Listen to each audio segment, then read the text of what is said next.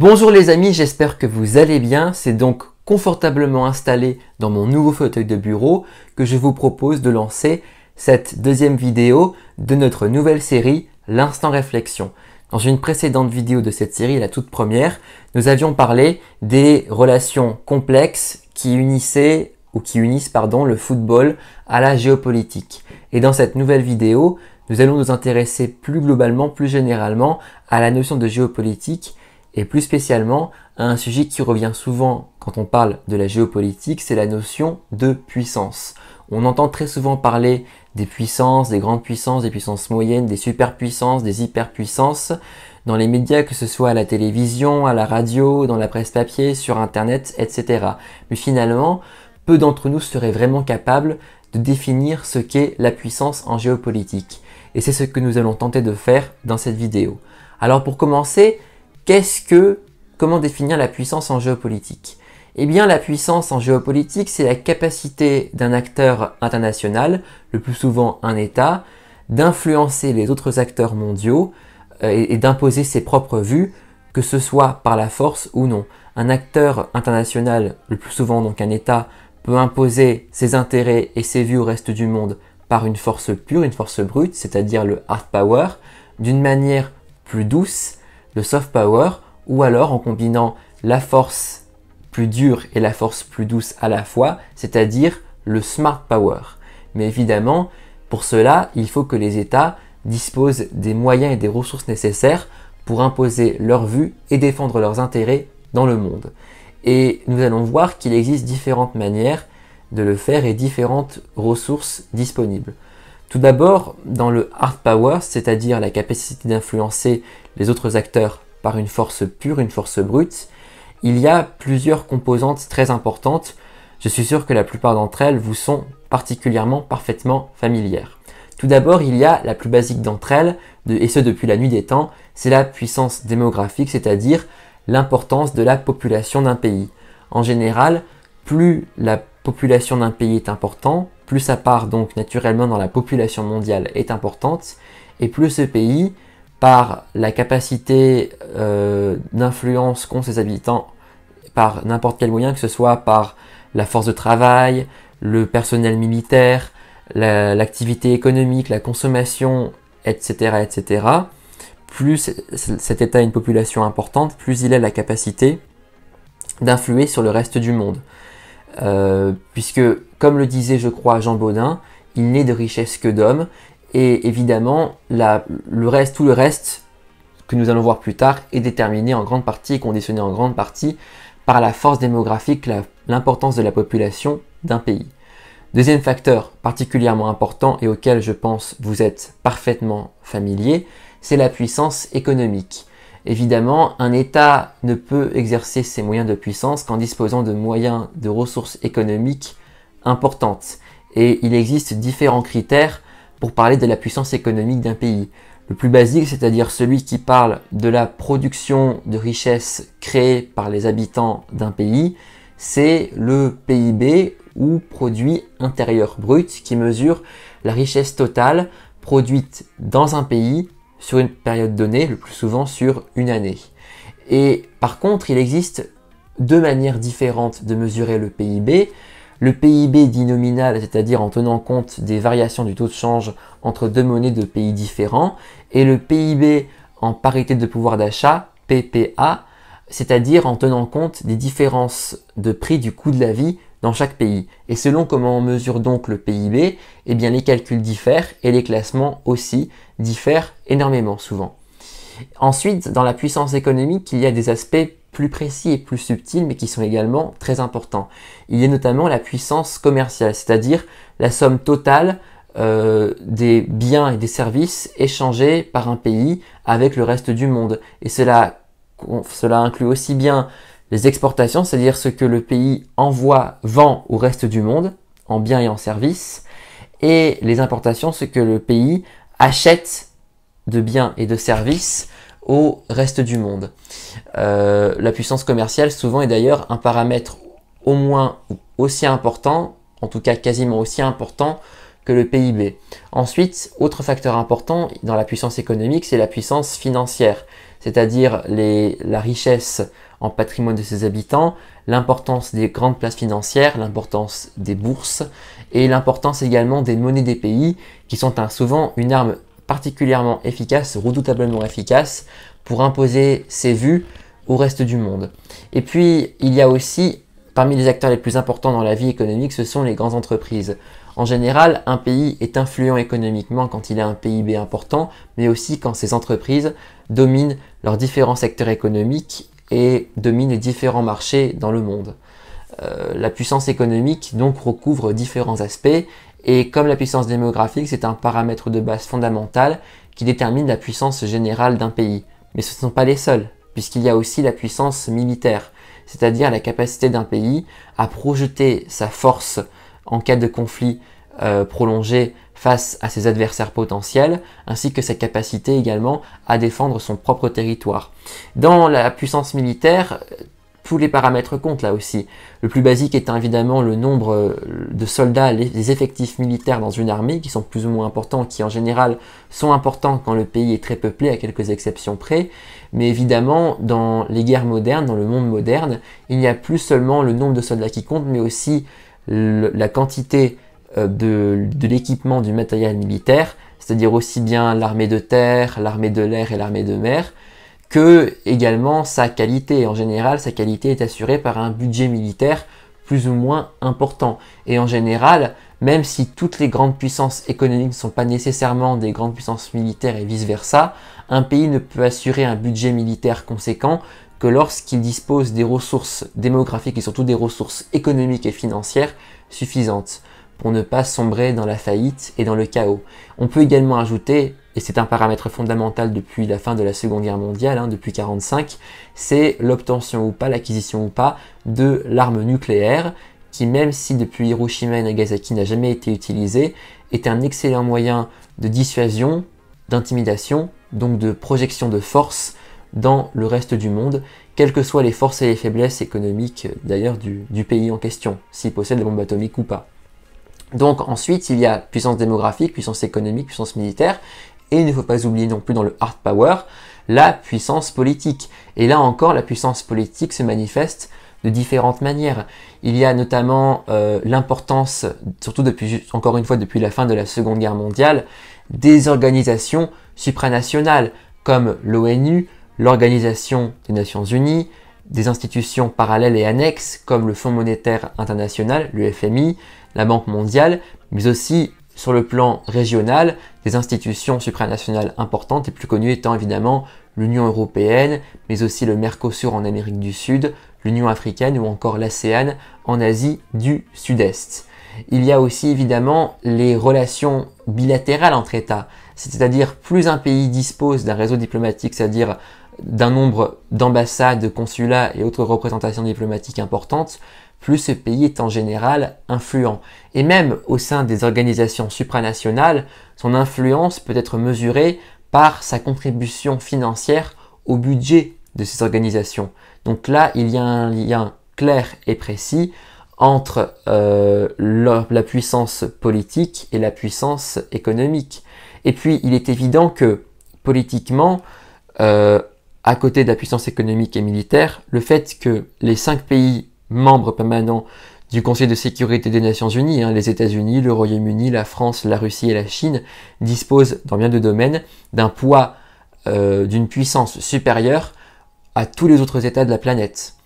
Donc, puissance économique, puissance militaire, puissance démographique et puissance politique sont les 4 grandes composantes du hard power. Mais depuis maintenant une vingtaine, trentaine d'années, de plus en plus de spécialistes considèrent que, aussi fondamental et aussi important soit-il, le hard power ne peut plus être considéré comme le seul et unique composant intéressant pour mesurer la puissance d'un pays. Parce qu'un pays, en général, de plus en plus, a besoin d'imposer ses vues et de défendre ses intérêts partout dans le monde par des moyens moins intimidants et moins brutaux, entre guillemets, que le hard power. Il a besoin d'une certaine manière de convaincre de manière plus douce Et pour cela passe notamment par le soft power. Et il existe différentes armes, même celles auxquelles on ne s'attend pas, pour influer sans passer par la force les autres acteurs et les autres pays dans le monde. Et parmi ces exemples, il y a par exemple la culture, hein. Et pour la culture, ça peut être aussi bien la culture historique. Un pays comme l'Italie ou un pays comme la Grèce est influent dans le monde grâce à son riche passé, mais aussi la culture populaire ou la culture dite de masse, avec le cinéma, le théâtre, la littérature, la musique, etc., etc., et même dans certains pays, les jeux vidéo.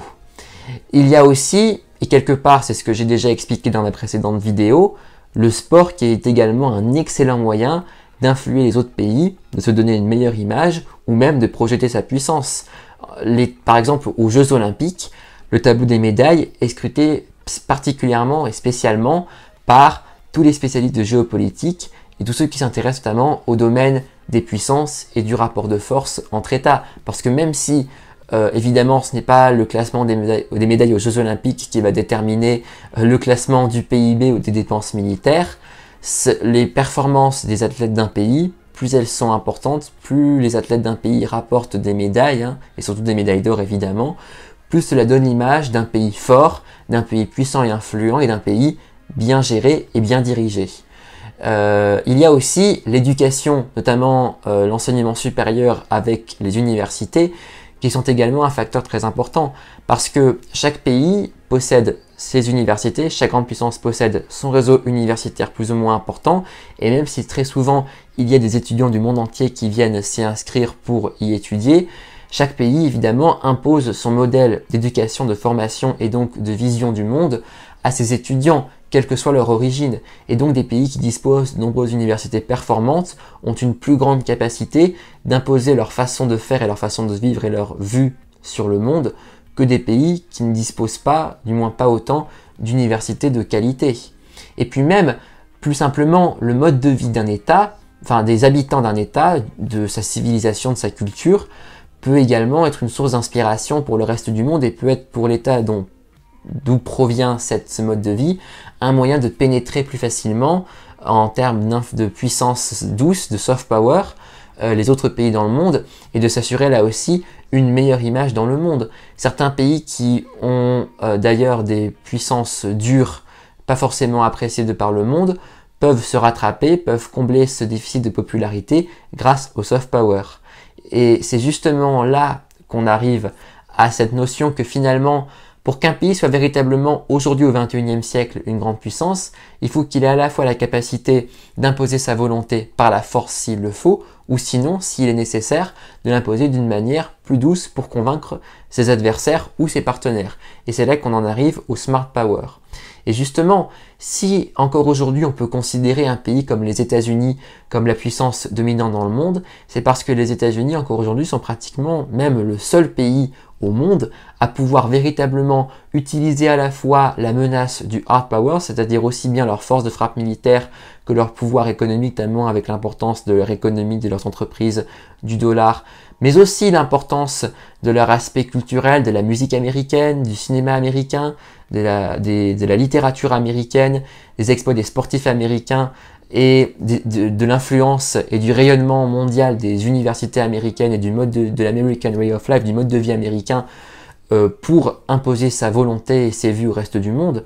Et justement, cette capacité de concilier les deux à la fois, c'est du smart power et c'est la preuve que le smart power est surtout du fait des plus grandes puissances sur Terre.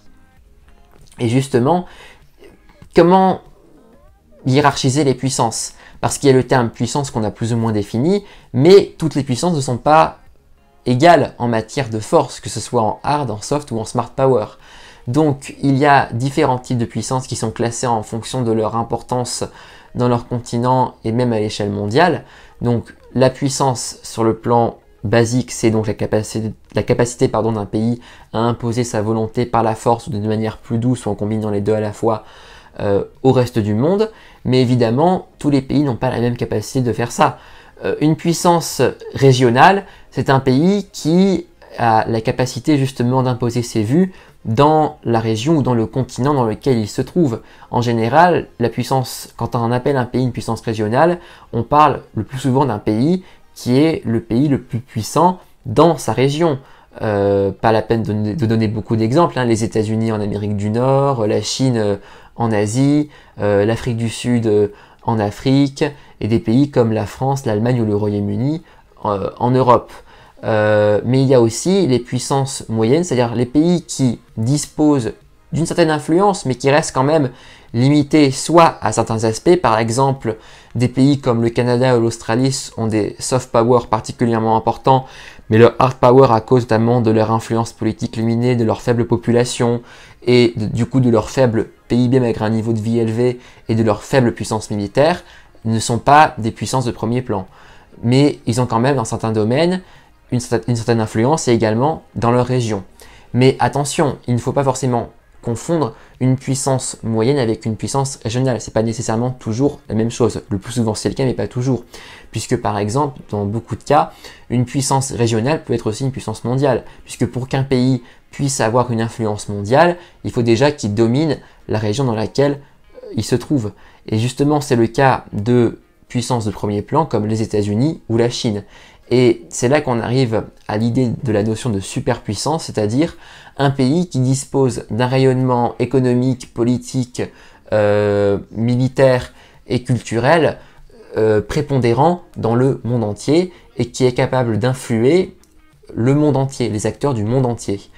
Et il y a même, parce que la puissance des États-Unis n'est peut-être plus ce qu'elle était il y a 10, 15 ou 20 ans, mais dans les années 90, quand les États-Unis étaient au zénith de leur puissance, le ministre français des Affaires étrangères de l'époque, un certain Hubert Védrine, avait même développé la notion d'hyperpuissance pour dire à quel point la puissance des États-Unis dans tous les domaines, hein, que ce soit en hard power, en soft power, en smart power, puissance économique, militaire, politique et culturelle, était prédominante et incontestée et incontestable et reconnue par tous, amis et ennemis de l'Amérique, dans le monde entier. C'est peut-être un peu moins le cas aujourd'hui, surtout à cause de l'émergence de la Chine, mais il est incontestable que les États-Unis restent au moins, au minimum, une superpuissance, même si d'autres pays, à commencer par la Chine, s'en rapprochent. Mais évidemment, comme je l'ai dit, le point commun entre ces deux pays, c'est que tout en étant des superpuissances planétaires, ils le sont justement en étant d'abord des puissances dominantes dans leur propre région, dans leur propre continent. Donc finalement, on l'a compris, la puissance existe sous différentes formes, elle s'exerce de différentes manières, souvent pas forcément là où on l'attend. Il existe toute une palette d'exercices de la puissance pour les États, à condition qu'ils en aient les moyens. Et évidemment, cette influence, cette puissance peut être utilisée à différentes échelles, selon qu'on soit une grande puissance, une puissance moyenne, une superpuissance, voire une hyperpuissance, et que donc cette puissance peut être utilisée aussi bien au sein même du pays que dans les pays voisins, dans sa région, dans son continent, voire pourquoi pas, pour certains pays, dans le monde entier. Voilà, j'espère que cet épisode sur la puissance, comment définir la puissance en géopolitique vous aura plu. Et si vous le voulez, pour le prochain épisode, le 3e épisode de notre série d'Instant Réflexion, je vous proposerai de rester dans ce domaine de la notion de puissance en géopolitique, mais nous parlerons cette fois-ci plus précisément, enfin nous répondrons plus précisément à la question: quels sont aujourd'hui, en ce début du XXIe siècle, les principaux pays pouvant prétendre au statut de grande puissance dans le monde, que ce soit au niveau d'ailleurs économique, militaire ou culturel. Et vous me direz évidemment dans les commentaires si cette vidéo vous aura plu. Donc voilà, merci encore pour votre fidélité. N'oubliez pas de vous abonner dès maintenant à ma chaîne YouTube, d'aimer et de partager cette vidéo. Et comme d'habitude, retrouvez-moi sur Facebook, Instagram et Snapchat. Je vous retrouve très bientôt pour une nouvelle vidéo. Salut les amis!